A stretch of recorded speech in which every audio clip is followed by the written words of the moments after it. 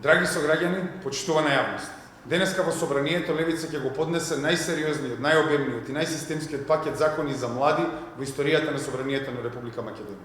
Овој пакет закони го имаме конципирано заедно со помошта и во комуникација со јавноста и младите кои најдобро ги знаат своите проблеми.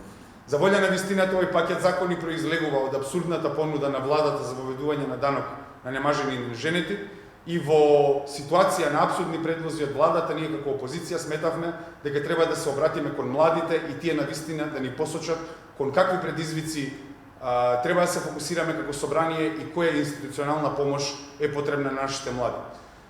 По над 100 предлози кои ги добивме од младите во изминатиот период, ние конципиравме иницијален пакет од 6 закони кои веруваме дека ќе овозможат подобри услови за формирање на семејство и застапување во брачна заедница.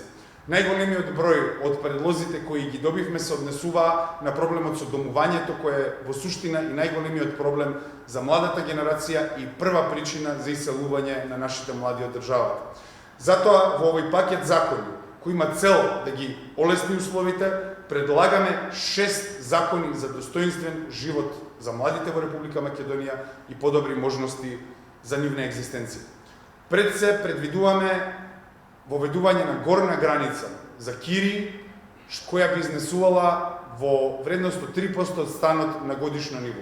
Моментално законодавецот има предвидено долна граница, но не и горна граница која ние предвидуваме сега да се воведе. Понатаму предвидуваме и државна поддршка за купување на прв дом за млади, при што владата ќе овозможи преку владини одлуки да го изрегулира концептот за државна гаранција за станови до 90% од вредноста на стамбениот кредит. Во народен говор ова значи следно. Наместо сега, кога им се бара 15% учество на младите за зимање на стамбен кредит, ние сметаме дека ова е апсурдно, особено затоа што младите зимаат стамбени кредити под хипотека и покрај тоа плаќаат учество за становите. Ние сметаме дека учеството мора да биде најмногу на 5%.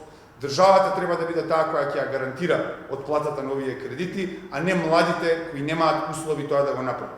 Понатаму предвидуваме и простување на дел од овие стамбени кредити зависно од ситуацијата во семејството, тоест придобивање на второ дете, трето дете, кое ќе предвиди олеснување и простување на дел од овие кредити. Потоа предвидуваме и ваучер за неформална родителска грижа. Тоа значи дека секој родител и секој семејство ќе има месечен ваучер од 6000 денари, кој може преку нивна писмена потврда да го добијат оние кои се грижат за децата во семејството, дали се тоа баби, дедовци, пријатели, роднини или неформални бебиситери, и сметаме дека државата конечно треба да се стави во заштита на оваа неформална родителска мрежа која знаеме дека постои во нашето општество, земајќи ја предвид нашата култура и работните услови за родителите. Кога сме веќе кај работните услови, така и сметаме дека е потребно воведување на флексибилно работно време за млади родители, така што во најпроста форма за родители до 6 години и за мајки и за татковци предвидуваме намалување на работното време на 6 часа. Понатаму предвидуваме и некои измени кои се однесуваат за смените, но тоа се ќе биде во договор со работодавачот, но јавноста треба да знае дека суштината на овој предлог е намалување на работното време за младите родители за деца до 6 години на 6 часа.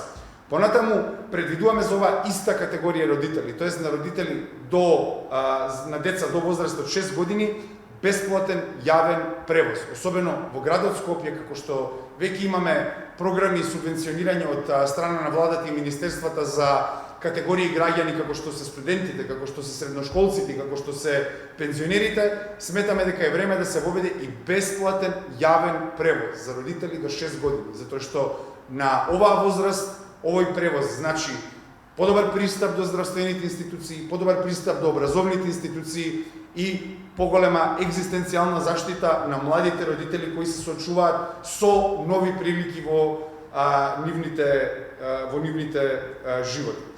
Овој иницијален пакет закони е практичен одговор за реалните потреби на младите.